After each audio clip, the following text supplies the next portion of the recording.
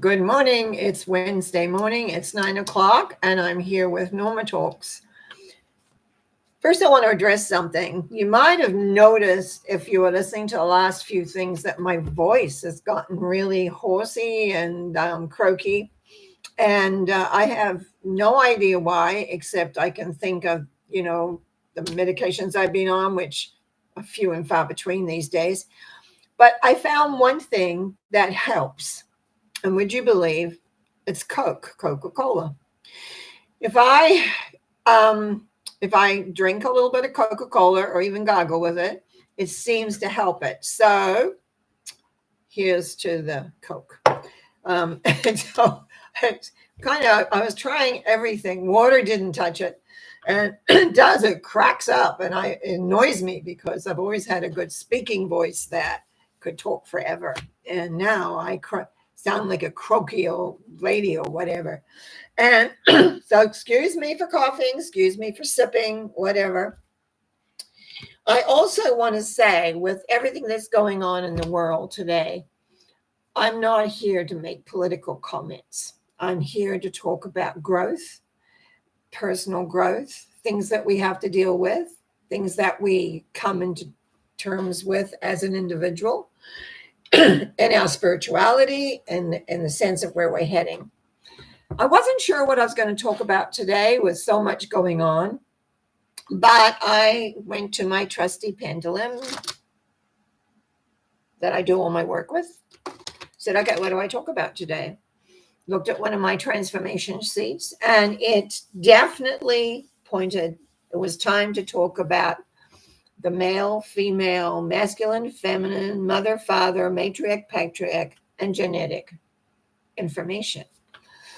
Now, this is about balancing a lot. Now, I was a tomboy when I was young. I was lots of sports, was just outside playing all the time, and very, very athletic, and played just that was, but I never once considered that I wasn't a girl. And even as I got older and was still more what you would consider with a lot of male traits, I always knew what I was. And I know today, and this may be a little bit political, there's a lot about gender and who are you. What I have discovered over the years, that if there is a misplacement within, they know. I have friends that are trans, and they knew very early and very quickly, usually, that, yeah, there's something not quite right here. I am not where I'm supposed to be. Because nature isn't always, let me just settle myself in my chair a bit more, 100% correct. But I think right now, I personally think that we just need to let people grow up and decide for themselves instead of trying to say this, you're this, that, or the other. We're our humans. And we are both male and we are both female, and we have both within us because we have a mother and a father. Now, let's talk about how I came to understand a lot of this. When I'm working with balancing energy, we have a male and we have a female, which is your gender. Female but you have a male energy within you. I have a lot of male energy. I've always known that. And that's okay because that's part of who I am. But we also have, and I find this isn't always considered, a masculine and a feminine energy that's softer, that's more spiritual, that's more aware. Now, throughout history, if you look at history books and go way back to King Arthur's time and beyond, there was a lot of feminine energy where their worship was worship, but they also had a lot of male, which was more male, more fighting, more, I'm thinking of Britain a little bit with their people that went into Israel with their crosses on, and they were fighting all over the place there for Christianity and whatever else. I mean, people fighting, when really the whole thing is for us to rebalance ourselves in a way of where we're going and who we are and where we want to deal with that. So yes, we have agenda. which mostly we're born in. They say, oh, you're a girl, oh, you're a boy. And then we kind of work it out from there. But we also have this other level of the masculine and feminine, more of the spiritual, more of the awareness of how the masculine spiritual energy works with the feminine energy. And always, as far as I grew up and as I began to study these things, I realized the important thing was to balance everything, to keep it as balanced as possible, as well as accepting the sense of who you are. Then we have a mother and a father. Well, mostly we do. Sometimes there's other things these days that they can create, but a child, but mostly we have a mother and we have a father. In that mother and father energy, the egg and the sperm come together and make a child. They have a lot of programming in that place. They have their own programming. We're going to talk about programming a little bit later. But we have the mother and her experiences. We have the father and his experiences coming together. And in a way, it's a fight, always a fight. If people will say that. It's like these two come together and, who's going to win out? Who's are you going to have whose nose, whose eyes, whatever. There's a fight right at the beginning. Who's going to win? Who's going to take over the genetic quality that's going on? But also it's deeper than that. It's the whole line. There's a matriarch line, there's a patriarch line. The mother's line, the father's line. What I find a lot of it is that people forget we are here, but we've got all this other energy with us from eons of time that have been passed down. Personality traits, belief systems. And as you know, I'm doing a lot of work these days with the subconscious, with how things are stuck there. But it's like understanding how to balance all this. I had a heck of a time growing up because I was more of a male. I was more sporty. I wanted to do things. And then what I had to do, I had to go and sit in an office and type. That was 15. My dad said, you're 15 now, you can go to work. And that's what I had to do. And it was very difficult for me to sit there when I was a sports person. I was used to running and jumping and playing field hockey and tennis and all of these kind of things ever since I was a kid. And so it's like all of a sudden we're molded into what is expected because of our gender. Well, I jumped out of that and ended up running a business and doing all sorts of things and actually when I was producing and everything the psychic fairs for a number of years, I had a business partner for the first 6 and then the first 5, I think, and then the last 6 myself. All the other fairs in Canada were run by males. And I was the only female. Didn't even think about it at the time because it was just what I did. And it fitted in with where my energy was and what I believed and what I wanted to do for humanity, we'll say. So we often think, well, here we are, a male and a female. But I want you to think about this. We've also got a masculine and feminine. So there's another 2 elements. We've got a mother and father who bring in a lot of stuff. And the matriarch and patriarch, that is the line that you come from. You would be surprised when I'm looking at transformation and what to do, how much comes from one of those lines, matriarch or patriarch. Very strong. Travel down all the different generations. And then here you are. Your genetics plays a part in who you are. And the key is to understand your genetics without condemning, without judgment, without it. But it's like looking and saying, what is the best I can take from this? What can I learn? What can I come to terms with? Because you're more than just looking in the mirror and seeing a certain person. Your beliefs, decisions you have made, the decisions your parents have made, decisions your ancestors have made, All of this comes into you. Now, it doesn't mean that you relate to every one of them, but it will come into an alignment with your own soul. You picked this body for a reason. If you didn't pick it, you got it. So they very often say, well, they say, well, you pick your body, but that isn't always true. Sometimes you're just floating around out there and it's like, oh, I'll go here. And you don't look. And sometimes some of the biggest issues people have is because they didn't look. They just jumped or they followed. I know some of the work I did in the early days, people, a favorite brother or something who had just been reborn and so they jumped in without looking at the environment they were going into. It was pretty horrendous. So it's like we don't look. We tend to jump and then go, oh, what have I done? And then, of course, you're here, so you have to now live out the life and come to some understanding of where you're going and what you're doing. So when you look at the mirror, realize you're much more than what you see. There's much more happening at different levels and different ways.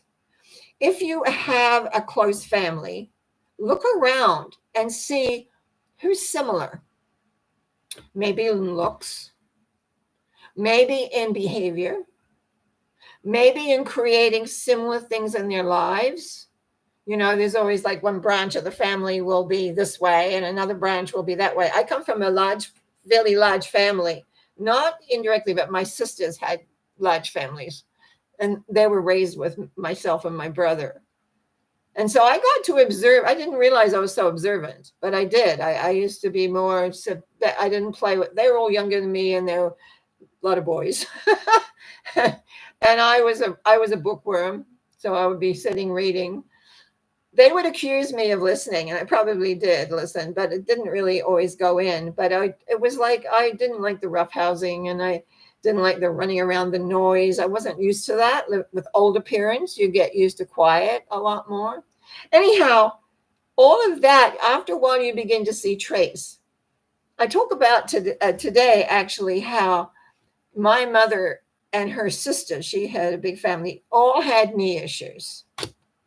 I had knee issues. The majority of my nieces, I won't say every one of them because there's a lot of them, have had knee replacements. It's a weakness that we have in our family. We're larger built women and we have these knee issues. My mother, unfortunately, there was no things like replacements when she could hardly walk because it hurt so much. Look at your families and see what is this genetic element.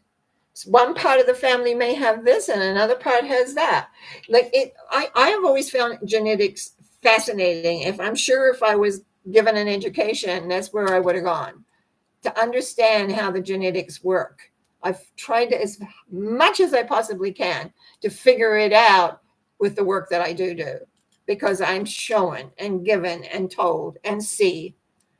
But I want you to realize you're much more than who you are looking at a mirror. That you do have programming inside you that have been handed down for generations. That you have within your subconscious a whole element of how things are expected to work and don't usually. Because unless you understand it, you don't know how to counter it or to deal with it or just basically understand that. And what we do is we sort of look at people and go, well, I'm not like that. But think about it sometimes. They might find you're more like it than you think. If you don't have a family to check on, don't worry about it because it'll be within you.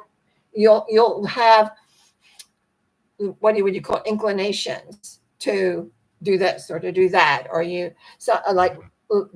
There is a part of our family that are very creative. They can paint, they can do all sorts of things. And my two children, well, of course, they've got to take their father into consideration with this too, but they have that artistic talent. And it's like it's passed on in the genetics. Now, we don't hear a lot about genetics today. They go on about other things. I understand that. And as I said, I don't want to get into a political conversation on some of these things. But the genetics will show up based on the belief. Now, this is my thinking.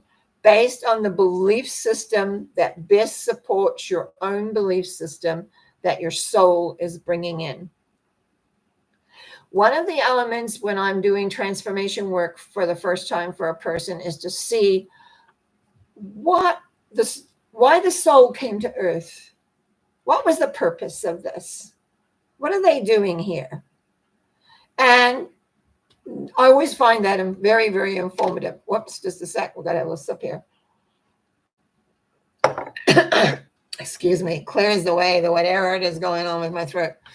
Now, so it's really important to remember that beyond all this, beyond the male, female, the masculine, feminine, mother, father, matriarch, patriarch, your soul has a place. And why is your soul attracted to certain things? Why did the soul come to this planet? Sometimes they come because they just arrive here. Sometimes they're sent here. I've talked about that before. Sometimes we are bundled up and sent to this place, just like they used to bundle people up and send them to Australia and America from England. Just like they bundle up other people at different times and send them off to somewhere else. How does that affect the soul? I've seen spaceships arrive with lots of people being sent here. They don't even know where they're coming. And then they're unloaded, and then they have to live here. And they have to adapt. And some people don't adapt well at all because there's no education. There's no sitting down and saying, and I feel very strong about this. And I hope at some point I am able to help create a place that when people come, they're instructed exactly. And I've seen movies do this because people are aware there's an issue here. People just arrive. They have no idea what this place is. They don't know that this is an emotional planet. They don't know that they're going to be feeling. Most planets are not emotional. They're very intellectual, very mental. Now, all of a sudden, you're here and you're having all these feelings. You don't know what they're about. No one has talked to you about that. No one has talked about the journey of your soul to this point. Your soul is precious. It is accumulation of all your experiences. And some experiences out there on other planets or even in spaceships are not always pleasant. So what did you decide? What did you decide about you? What did you decide about who you are and what you are? And all of a sudden you find yourself, rotating in lifetimes, actually. One time a female, one time a male, another time a female. And there's no education except what we're experiencing and what's coming through the genetics. It's very sad from my perspective. Very sad. I really work to have people understand that they're more than what you see, that your soul is bigger. I've had to talk to a few people lately about death and dying. Sometimes people ask me about people who've already passed on, how they're doing and where they are. And they don't seem to understand that just because you leave the physical body, that's the end, that you actually continue on learning and growing and make a decision where you're going to go from there or what you're going to do. And every person is different. Some people jump back real quick. Others spend a long time getting things sorted out, which I think is a really good idea personally, but that's my conjecture on that. There's a lovingness that I love about this planet. It's beautiful, but it's a feeling planet. And I find so many people do not want to accept that. They just want it to be all mental like everywhere else that they've ever been. They want it all to make sense. This planet doesn't always make sense at all until you begin to really dig into that subconscious and find the big decisions that you've made back in time and they run your life. It took me a long time, and it's only just been recently since I got ill and I started trying to figure out how come I got this, that it all came clear to me what I'd been missing. So I've started a new line of work, and I'm very happy to do that because it's very intense and it's very deep and it changes people. And that is absolutely heaven to me, to be able to have and see the change that is going on as to how it works. So that's my talk for today. Kind of a little bit all around the place, I think. But, I'm still, in fact, this week on Friday, I have another treatment. And so I've been feeling really good this week. Lots more energy, lots more clarity, lots more awareness. So I just want you to know that if you're interested at all in my journey. But mostly, I really want to begin to teach what I have discovered in the last 3 months. Maybe it's 4 months. I really want to teach it to people who really are committed. And so I got to figure out how to do that and where to do it, because it's something I have to do in person. It's not something I can just do on Zoom or something, because I got to be sure they get it. If you don't get it, then you mess up. But it's incredible. The people who've taken the opportunity to say, yes, I'd like to do this with me, they've all come back and said, I can't believe the difference in my life, the difference in where. And that is because we go deep into the subconscious to discover the decisions you keep making via lifetime, could be genetics, could be your own soul issue. But I tell you, when we find those things, sometimes there's a lot of them, sometimes there's a few.